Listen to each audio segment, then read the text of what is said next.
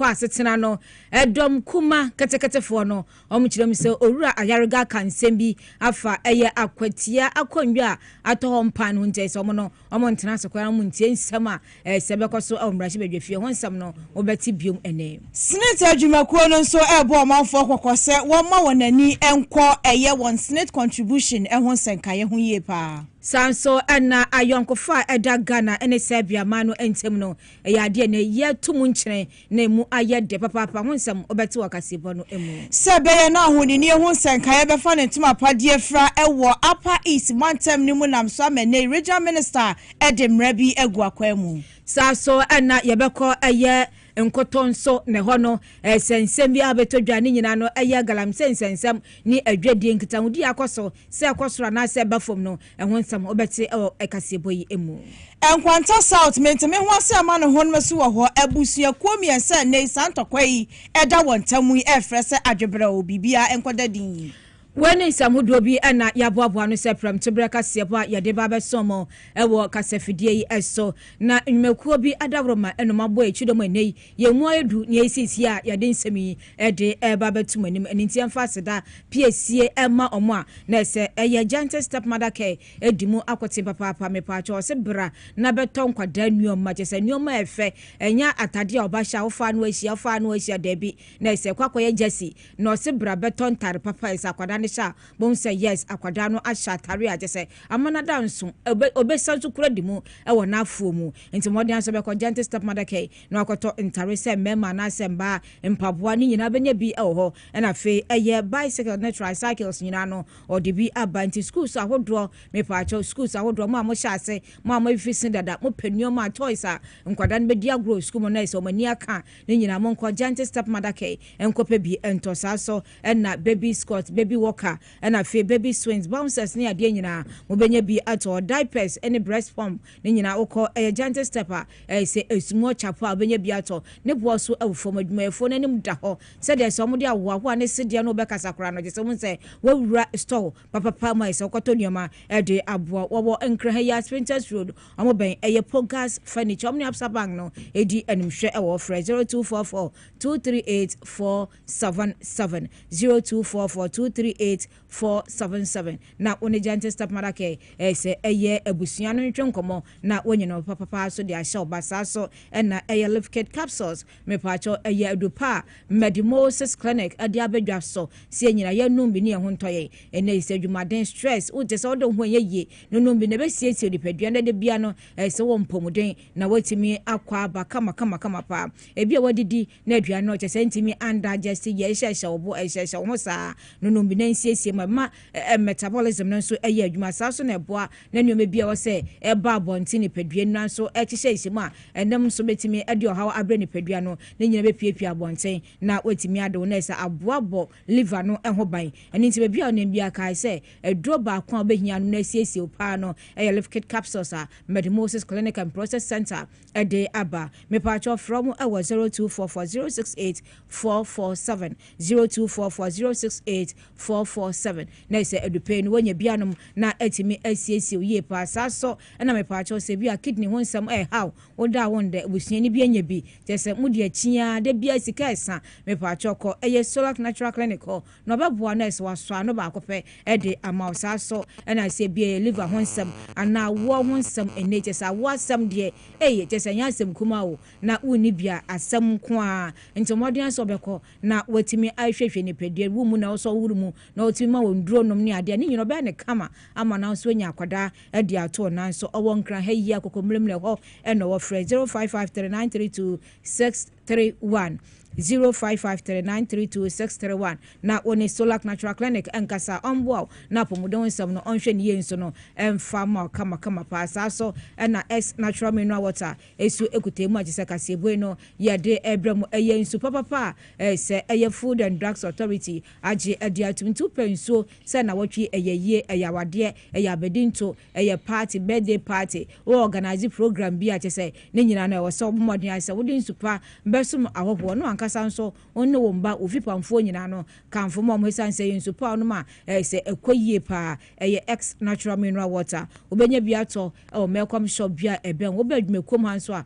Mr Robert wo prona no abenye bi dodo bia say ato open so afre yen nya ba so gukemu dese de abro frɛ 0596273546 0596273546 na say ex natural mineral water no wonya bi anonom na odi bi nso asoma ho na abo na mpomode wonsam etimi akonka nwumeku awdo bi eka obrepem no wonsam ye de betudwa nya age pene be so ma Kasiebo mu eyeme ekuya krantma na afi nana ajwa kwachoa efe abaje bere na Kasiebo no nsimo mu nyina so no ye de ato manim ye ko yanim Kasiebo mu dia na ese aban owura John Dramani Mahama aban no ejirem se de bekoso ewa aban mu pin kura na beto fama ewo se timemufo nyina no ete de ekoso no mu se aban no se be obo adwuma na so mo adwuma mankasa omatimi ajeje eni nti odwuma dia wato din accountability series aba esa asuafo ni nyina no ekobra no ekwakyirechire nsemu ede ema eyo mangana adehye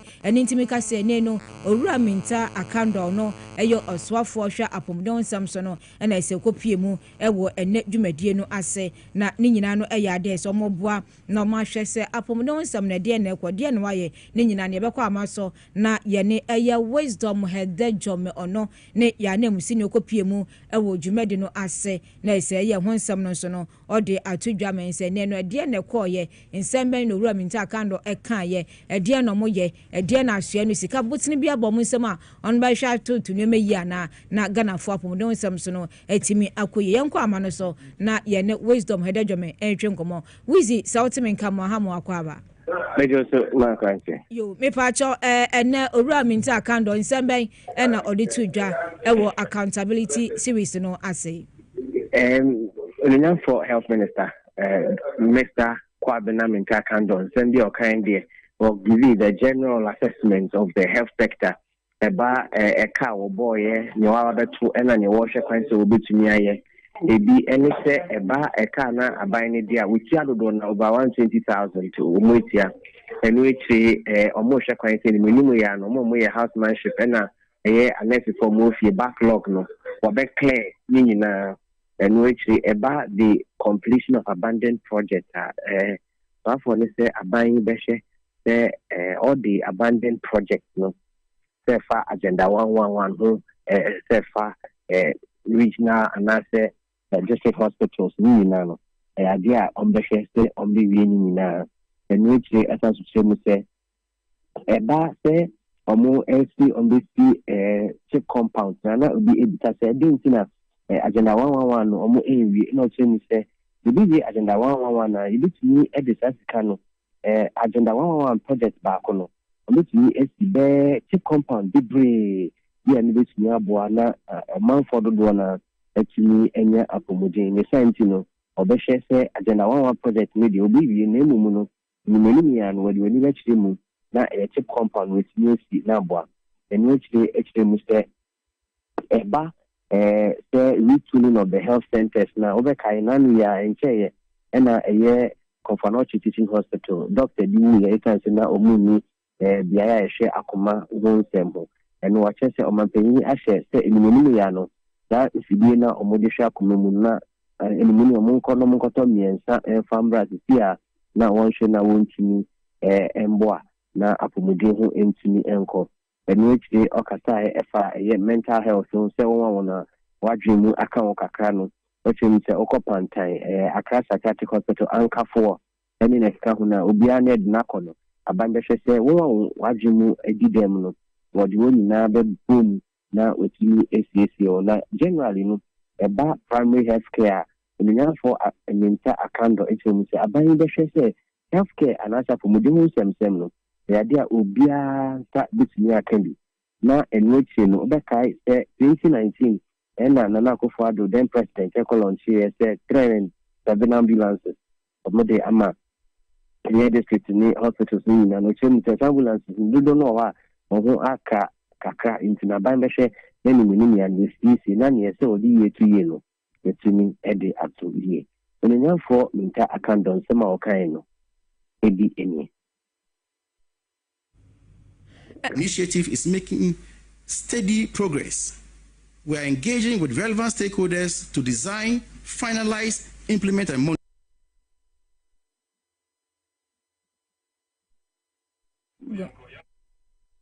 Yo na je se ya nam sini wisdom hede jome amane bobi ene se yede emam ne ekoso owura minta akando kwahia no ebi ene je se yede atudwa enso ede amam na se eye wizi ena yete ne nka no yede na sini amane ba ode abre yen sanso enkwana yembusa ne nsem ba kwa ebiebi wizi wo kasa no so owura minta akando kirem se na se anase fo no aje se mo wie school ni de mo wo monten so aje se wo so munya employment no on my timeline se bia sa dwumadi no me sha se adi ana on the one can exactly but I should say anyone ya no abai edinyama ekwa egu akwemu na wanzonya financial clearance no na odiwo nyina no wa waka ekire nyina no to edwo aye ejuma etan sesi anya abai no so eye ni se ne efre no eye healthcare export yeah Ghana for wo peso sia prudence mo de won ko amanoni no okusia ade no sanko for no so be hwe se ejumedi abai edi e wota kwan no so no won sa etumi aka won de na me kan sa no na o se mu se o de mi tio me pa cho to aso mami me kan sa na mi tio o se mu se nyame aduma accountability series no obeto aso edadwada ya edadwada defense minister Dr. Edward Omaneboama and the Banaja Kuadano, Land and Natural Resources Minister Abba. Now, if you are down so better, now in between, 24th, no, Dr. Kesela to force and Dr. Mashibi now on also correct done the version of the account near the media budget review, no, on also at their call Mashibi now if you will there, now a idea to mediano, Edosu Yepa. Yo wizi yada senamo mni yamkwana ensemo rua minta akando editu jano yentie ensem nunso ebi. Free primary healthcare. The free primary healthcare initiative is making steady progress. We are engaging with relevant stakeholders to design, finalize, implement, and monitor the program. Looking ahead, the initiative has the potential to transform primary healthcare access in Ghana, ensuring that quality services are delivered equitably and sustainably across all communities. Ladies and gentlemen, as we all know, emergencies cannot wait. And you recall when I took office as a minister, instead of the usual courtesies, I was greeted with outbreaks. I mean, meningitis here, cholera there, mpox, and all that. So we cannot completely avoid that, but how to manage it as and when it comes is what is very important. We must respond to them as they happen. It is for this reason that we continue to prioritize emergency services. To strengthen emergency response at the community level, the National Ambulance Service is partnering with St. John Ambulance to establish a pool of community first responders. I want to mention that we have initiated procedures to repair ambulances that have broken down. And in addition, we are also exploring opportunities to expand the fleet. The government of Ghana has demonstrated a steadfast commitment to the health and well-being of our children. This year, we increased the budget for vaccine by 46%. As of today, we have fully paid the country's $24.5 million to Gavi. This prompt payment will help ensure we avoid recurring shortages of critical vaccines, which can lead to outbreaks. By August, we receive hundreds of thousands of vaccine doses ready to reach every community across the nation. As we say, investing in our children's health today is securing Ghana's tomorrow. Na we ane nsema wura minta akando editu dwa na dwumadi course no na esomo bo adwuma yie pa sevasen na wo be kwa atwebeti na ese nkware ko wanyi nkura na yenye bi so so manu na ese nsem bebiri na ehon nsem na ese kenda wono mu tiatia na enya vaccine bi nso no ede aye adwuma na yento ase eda so ewo eye emrahye badwafie na ekọ emrahye badwafie andra se omokọ asetena na nsem bi si wo ho na nyina ne se eye minority no akirema na ese omo ntena ase kura na ese nsem ekoso dwumadi also kwaso omrahye bedwefie no so momfo mu nsem no nyina ne se eye majority leader ura mama yarga ekobisa se akwatia Serbia nim se mrahye bedwani ho no adane benkum so na daben na se beka no bedwam mrahye bedwefie ho na se yehu se bia akonwa na adampan a yebedun dwuma na efe bia yekoto aba ne ade a na se eno nso adivio sa na no na se eye owura se afenyo marking ne nkrofo koko pai se ta na se omadwakora omonte asese bibisa etimi akoso anaso de nsemisa no de atudwa se de koye no na nsem owura mama yarga ekan no moma yentie bi. Whenever a vacancy occurs in Parliament, the Clerk of Parliament shall notify the Electoral Commission in writing within 7 days after becoming aware. The Clerk after becoming aware. Mr. Speaker, if Ghanaians ask the Clerk, are you aware or not, can you say that he's not aware? Because after being informed by the leader of the caucus through a statement in this house, the Clerk himself followed up to the house, the residents, met the family members of the deceased, asked them, and they confirmed to him that the deceased has passed. And this was on national television. It was on radio. Mr. Speaker, can the Clerk say that he is not yet aware? Mr. Speaker, I have seen posters put out by the NPP announcing the wife of the deceased as their parliamentary candidate in the by-election. Who is being insensitive here? I have seen posters announcing the wife of the deceased as their preferred parliamentary candidate in the constituency when we have not yet even performed the funeral of the deceased. Na jese we ni dia kwaso ewo mbrahye bedwefie endra na jese owura mama yarga eka se jese wa hukura monten social media jese posters bi ni now se owura ns kumi onya ne baby ko ese bi o ne yere ena nipa bi esusu se anko magire mu na se onkopre by election no ma MPP amyoko ni din mu se obi obetimi aba mbrahye bedwefie nti se omka se bia se se wanka ne ani ade a na se omo no omo nso omo ntwe na nsem oka ni nyina chi no ena Speaker of Parliament owura Aban Babin enso eyi ano ade ama ne se de tie ndi amambedemu no dise abusua no atwere nkrata besi omo se nia bani omo so mate ya atesem omate bebire ate se ya atesem a ye nyire yanim sem enso no dise amambere kwan so no abusua no atwere nkrata besi omo ye bebo mama ne se bibise ena esi ansa na mombi wo ho a omotimi atu. Not sufficient basis for you saying that a vacancy has occurred. There must be further evidence, because those people you met might turn out not to be the family or head of family or linguist under cross-examination. So that is sufficient for you to show concern that a colleague suddenly has fallen, it's a shock, and so you move to try and find out. There's nothing wrong with that one. But you will want some authority, some evidence. And you don't forget the Constitution is talking about in writing. In writing. The writing will state the person is no more and it occurred on this date. Then the Electoral Commission can start counting from that date. And in the case of death, 60 days, there must be election. The clerk is given to act within 7 days. Within 7 days. And so what you've done is right by following up, because it's not only news.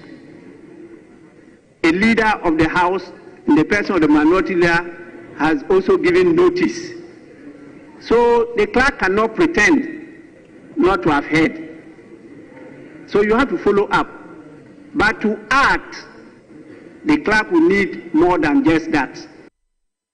na eno no aye nkyerɛkyerɛmu a Mr. Speaker nso ade mom na ne nyina mu no afenyo maken enso agina hɔ kasa sɛ wanya akwanya ebe ka na adwene nti no ogina so pepepe aye ne saa ne ɔkyerɛmu sɛ wohwa na sɛ aye owura mama yarega kora ne sɛbe no oni tima na sɛ de asɛm no sika ne tra no sɛ wanka ne yenti entwe yɛn nsɛm ɔkan no moma yɛntie bi. Our side feel that the issues that have been brought on this floor appears to be very insensitive to us, and therefore we are withdrawing from today's proceedings. No problem.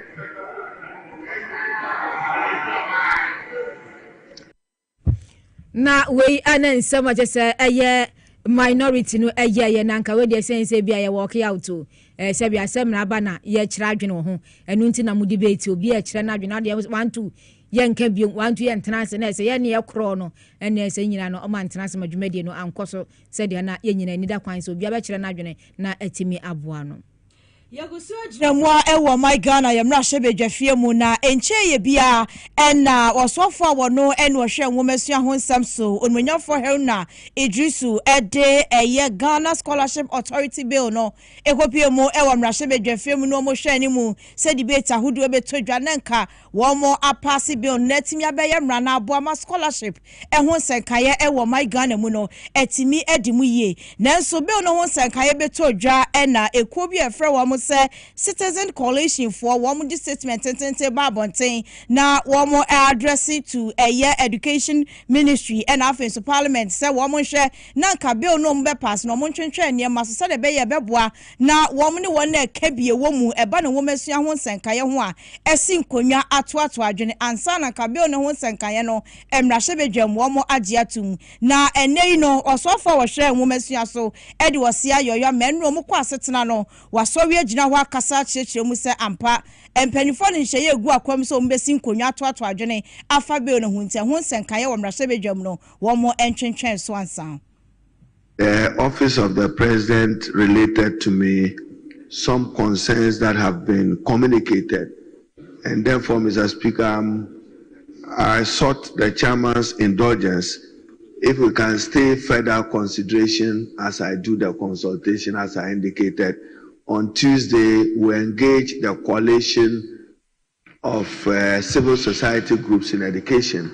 But to respond to my colleague, the Minister for Transport, the Minister for Roads, this bill was referred to a cabinet subcommittee, and subsequent to cabinet subcommittee, it came to cabinet, and cabinet took a decision on it, and there's formal communication on the matter. If we don't assure this authority of any sustainable financing, then you have the same problem you have. Ghanaian students have been sent home all over the world for our inability to service their fees. But I'll defer, as he said, it has fiscal implications. It has fiscal implications. He's right on that. But this bill is a product of cabinet and a product of cabinet subcommittee. It was thoroughly discussed and brought to cabinet alongside. It's the same day cabinet approved the interstate succession bill and one other bill that was driven by the Minister for Interior. So we hear your software no and was showing women who nsam so no for Haruna Idrisu and what is and Kanye we atuja. Yantua and Samno Sona Yanko Aya and Sam from Mana say Neno Ghana and Serbia mano akabum de denden sa yonko fapa da amanu nte woman tenase e manente se konte be namum no omode nchine betum na etimi aide na se yonko fa no ombegina so ade aboa sebe na amamie no nyina no benya mfaso e wo mu se be dwede nsem apo muden nsem no nyina no na se nematimi akwaso ye ade amaye we aya nsem e so afo hwe amono nsem so owura Samuel Okujato ablakwa tuja se yade ho beboa pa na se ho behia se amane mienu behwe na ayonkofa po magina so etimi atumpon won samode tudwa no mama entie bi. We noted the potential for increased trade and economic cooperation and urged the private sectors of our two countries to explore possible avenues for cooperation in various sectors of both economies. We acknowledged that trade and investment activities between the two countries were unimpressive. Thus, more could be done to increase sale. In that regard, I noted the potential of the Africa market of over 1.4 billion African people, which affords us to fully take advantage of the Africa Continental Free Trade Agreement, which Ghana is very proud to host its secretariat. The Honorable Foreign Minister has indicated that this year, Serbia plans to grant 100,000 work permits, and Ghana has expressed interest in taking full advantage of that so that we can have thousands of our young people work in Serbia. We have also discovered that we have another commonality. Like Ghana, Serbia has also discovered lithium. They have 11% of the world's lithium deposits, and we have agreed on technical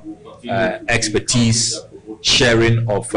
knowledge in line with President Mohammed's 1 million coders program, the $1 billion Innovation Hub initiative, and then the $50 million support for fintechs. We are determined to deepen collaboration with Serbia in terms of artificial intelligence, to commend the government of Serbia for supporting Ghana's maritime sector through the ongoing collaboration between the Ghana Maritime Authority and Vlatacom Research and Development Institute of Serbia for the major upgrade and overhaul of Ghana's existing VTMIS. Owura Samuel Okujato Ablakwa ne ateni nkoyo so afọhwe amonone nsam so ema oman Ghana ne nuachi no na Serbia ma no tese eye foreign minister Owura eye Marco Dorich enso edi nsem bi atu ya kirem se ho behia pa se Ghana ne tese Serbia be ka bom na nyema bi abeboa ama no omatimi agina so akwa manim. See an opportunity for Serbian and other businesses from our region to connect to Ghanaian businesses and Ghanaian economy. We see Ghana as a key regional ally and partner, deeply rooted in historic friendship, but oriented towards contemporary and future cooperation. That's why we had such good discussions on economic cooperation, and throughout this visit I will see the Minister in charge for Agriculture, Minister in charge for Sports, Minister in charge for Defense. We will have extensive discussions in Parliament on how better to connect our political classes and to live up to the dream which was laid out practically 6 decades ago, that our countries should stand together as beacons of friendship and cooperation in our region.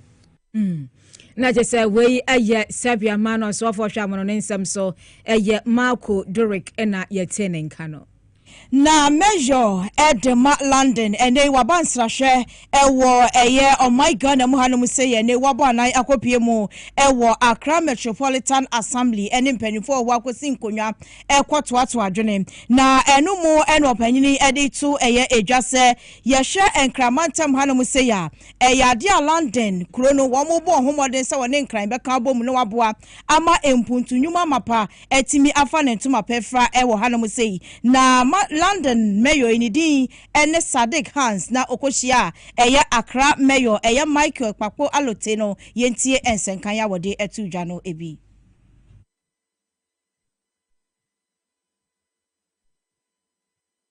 Can I just say what a pleasure it is to be here in this wonderful city, Accra, the gateway to Africa, with the youngest mayor Accra has ever had. And he is making me feel very up with his energy. But also I'm really proud that with the energy and the Honourable Mayor has wisdom. And I'm looking forward to seeing the brilliant work the Honourable Mayor does with your support, making sure Accra goes from strength to strength. And London and Accra are capital cities connected to each other. We in London have many, many Londoners, tens of thousands of Londoners who are proud to be Londoners, but are also proud of their Ghanaian origin. And I'm looking forward to us building a bridge between London and Accra of friendship, of collaboration. And this commemoration here is really important. Yes, we have a legacy that is sometimes negative and shameful, but that should be a springboard for going forward with optimism. Now, Chasenia, you could see a London Mayo, yes, Sadiq Hans, and what day Chase, and some way ato a year a jana no etchi and Accra Mayo etcheni so a day Emma delegation a one more a free a London, EBP more ewa my God, Hanum say na what done it say one more share set one will be invested war a binding share our dear Guaquemu Boise economy be jan and as titulu any 24-hour economy and also know what in same say and a two. The police are between businessmen because 24-hour economy now. Your man Penny John, your Excellency John Dramani Mahama Deban. Bibi as a Ghana phone, you know, the adrin ne ye need tree and ye dream pad tree. Between my boy, bet Ghana because Ushe, you are some mama in your Omunda 24 hours. The other cities, all can you say, Omo buses be Omo using they run 24 hours. And say, why not? Goodbye into the vision of the president, the Excellency John Dramani Mahama. Now, so fa leader so papa, and need to adi who papa ne ewoni so. Kenya supporting. Now, Ghana and Sisa because Ghana and Ghana back up. Say okay, I wish say by 2040 Ghana bet my greener. Ama aye krabeshe any from my woman and yama nyina Sisa. It's me as the mayor of Accra. Mayor the youngest mayor no. Me pa born say major a kaya song a mark a legacy say mayor your far youngest mayor no or the electric buses buyer or the more businessmen buyer or my juma bibri ba yembebu momunya biye.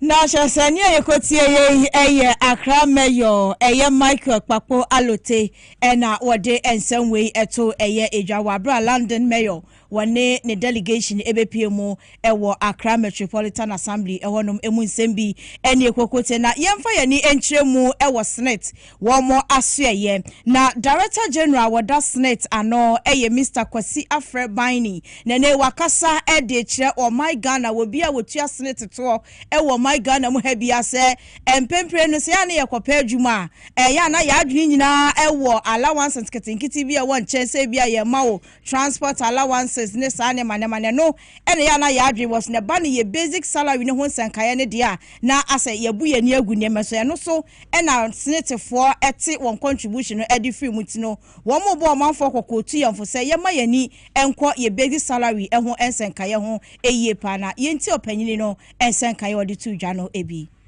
metu ye ya ye guso ewo adwuma mu se safe se ye negotiate ye packages see ye who say SSNIT contribution edina the basic salary so allowances and come it will negotiate here shawdachi na maudachi ni hiao na saudachi ni hiao dia ene o ye o negotiation and say ye fani na kwasha allowances esa ubehu say ye calculate o pension benefits sabe na wo form kakra but ye ma basic one no musuk ekosra eboa o pension calculation enu ade ba kwa futu a me de be ma menuanom a o moti semia sabe ye guso wo adwumem ni etoso mienu ye a nyame adom ye de ahye ye nsa se ye run institution say ye di ye hunu na ye run institution in a manner say sikana ye de ama ye se ye behwe so no ye behwe so ye na mfaso no akosoro mfaso no kosoro a eboa indexation rate no enso kosoro. Now, Shasaway, a Director General, wano and other SSNIT, Jumekona, no, a Kwasi Afrebani. Now, was also edited just SSNIT, a Nafamu Diabia, say a bano or my Ghana, ye economy hones and kaya, woman so ebe on Nafamu Dia Edia Boniti through, and say obey investe, a was sector who do be at say a banner pomude, and one some, and Afens and Yama one day, I say one of one bay on Nafamu Dia Edi Abua. Senate investments ye bebree. But yatina say actually investments are and my very good returns. For instance, fixed income securities now you're investing in, it gives us the highest returns on all our investments. But you decided say Sasandia say no our form kakra yem pejam nkoso say na be beboa na investment return no akoso. You hear investments and war institutions to say banks anymore. And only the next one. And also the faso be brain. You say yeah, baby investing, yeah, baby a bois ne se ne fata. Everyone knows why you be na aboa Ghana mine, never Ghana mining, so not investment returns in so cost. So for instance, the investment for power sector, SSNIT energy. A boa Ghana folia kania. But at the same time, no, investments are a fast one so air brain. Inti see taking decisions of investments are you can sign your man win send a bear you be scheme no buy ama etimi etumpom. Away a Director General no and or that Senator Jumekuna no a Kwasi Afreba ni na okasa ewo 2025 a SSNIT pensioners engagement one more edishare so no asen odin same way etuja. Yanko aye upper dentura west mensin munajisa abankrachi ho ayo no nyamfo Isaac Insiano dia tudwa se nyamso mapakora na ne ahunidie na enam ti wadi omanfo mesensie adwumede soronko akoso ewo aye nkontonso mpatemu na no se ganafo nyina no yenhwe se be na ahunidie wonsam no yade ehu bewurum na timi aboa ni yeni se se be a ye tu fiance ahunidie mapa ne ye pre aba apadentra west ti ye bota ye nyina ne say betu efi ase nti ne ye saa exercise ye nyina gitum say efi de enya de a eye nti no ehube hia say ye nyina be kan ho abom na ye tu efi ase na ye nya ahunidie mapa ye nya apomodene mapa eno ne bota ye si ani so nti ne ye saa exercise tutu ya me de ma ankwankun yenua no edida ene obi bia ne se yenua enim se efindi enye ya efin ba kroma e de yawe bebre na eba tie besre wo se obi bia no wo ye bola kakra minim se obanu nsuo ade kyan beprepra ofie nyina no ya e wo se de wo se wo hye no no intimation ye intimation no so no ngotim so o mu bola kese e wo se bia ko no bia de ne bola ko na ansa no ye be provide ye be anu achinu Nadmo penyimpa so no so no owo eye entem ho eye deputy Nadmo penyimpa so ade nsem bi atudwa eye Owura John Mensa enso esese Ghana fo nyina yenhwe na ese numa bi ese ewo se support aban no kwan bia so nyenye na yemfa entire aban no achi atawanchem esia ana atawanchem so umbeble se moto for ana se dia obi a yen village stores no kese bi awo cylinder ebi wo store ma ese wo fini azu tu amount want to be ya de asi te besle mo stores na mo de cylinder asi wo no se obaye aduane kra ho no ma ese wo dipie na ma interbas e ba bi a store no se dia ko fat want to ama ya ka danjisa ko danjisa abadenja wasi ya na eno so no aye nsiesie ne da so awo aye nkotonso ese aye krono emu adwadefo a ewo nkotonso enso esra ban se nei galamse ya omokun atia no eye ade papa na mum no ama adwadie wonsam ne ade abafam enti omesra ban so nhwe na ye kun atia galamse no omum bia biendwuma na mbebo no nso no enye bi enye the extra operation no doso boys ya na se obi kura kotonsu bonko force awamo a police for no soldiers force awamo na bia kotonsu no mawu adwuma bia nso ne adwuma we ya na edinti yesra ban se yesra na on fancy se ento na kwam obi ya adwuma na amana wan fele se dia ya obi ban kotonsu ya hankwala fa tonsu mu adwuma nso e ho ha no se ogu adwuma no dia ya ya mobo eso ende no krepa se eso ende ya se no na so anya abasa ti se adwuma bia ni ho eno ana che se ebu anipai ani ti na mo so de ne de ye ne sa emo ye esu ani pa de ne ye no kre ena wo pe esu e wo fom bia no wunya bi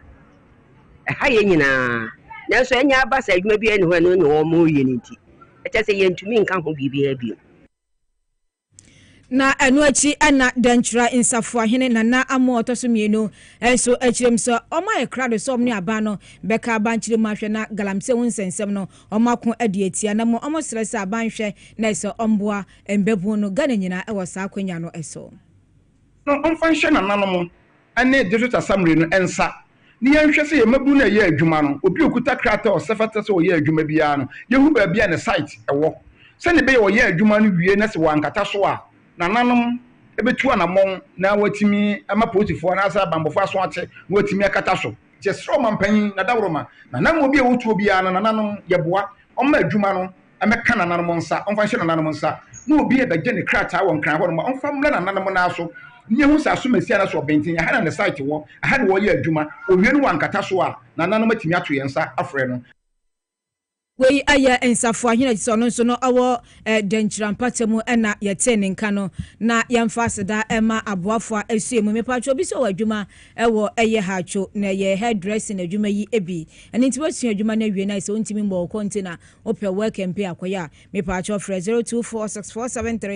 0246473271 na woni nipa no enkasomboa nanya adwuma no ebisa so na jese mega cash dwumadie no eda so agina naso papa o chesika semu odu amagana fo nyina ne hia ne so befafo no adale star 426 star 5 hash no atwa bi 5 city cycle na se wo so no watimi atwa bi na nia o chefe wo no wonsa atimi aka na mo nya 18 years a wontimi entwa bi sa so na mensa aka no so no wa hode gina naso benchen se wo so betwa bi na bedi bi no ane so befafo no adale star 274 hash star 274 hash na choose Power FM na fetwa di episode twebia di prompt na chi na ise twebi na no so no etimi aboa wo enwumeku ada woroma na Kasiebo etimi de bram ye twe ho aba ba de aka ya de ato aso amamo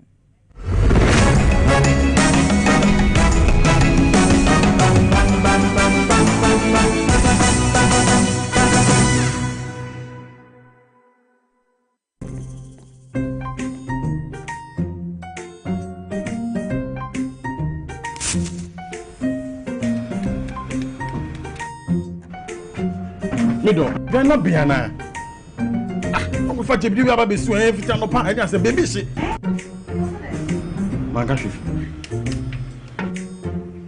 Junior.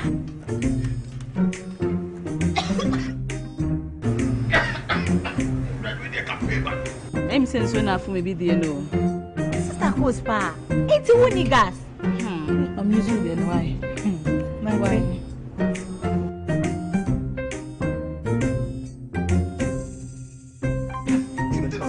Down yankana wa. Ah, Sister Coast. Use gas. Gas ye fast, ye easy, ye convenient. Let me see your head.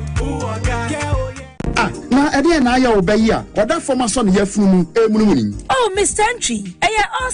also ya reya titi be benfie pi nanso ne yam nyono da. Se me chew no ahodo amato a me hunu hwe a ebe ya nwanwa. Menyi ni se what ulcer tamfo hexa capsules any hexa mixture yanum bom kotia ulcer no bia ma no anom. Anka ne ho ato no dadaada. Ulcer dro de eno ne hexa capsules any hexa mixture. Akom ni nchiremu. Ulcer ye kura eto yefunu ene ensunumu. Etuma wo yefunu ekeka wa. Wo gye ho a enyi. Ulcer etumi ema wo ye cheko ebra wadidi awie. So how eye ulcer de a compare hexa capsules any hexa mixture nanum bom na ho ebeto. Predudu etu a ko Okanshi Drug Lane, Kumasi Dani Herbal, Takradi AA Mensa, Anafre 020-3822-855. Apefo, abatanya wama won mofrelofo, ene mofra woni mfie dumienu enka ho. Hexa capsules, ene ne mixture. Ulcer tamfo, FDA aje edwadie nkrato yi atom.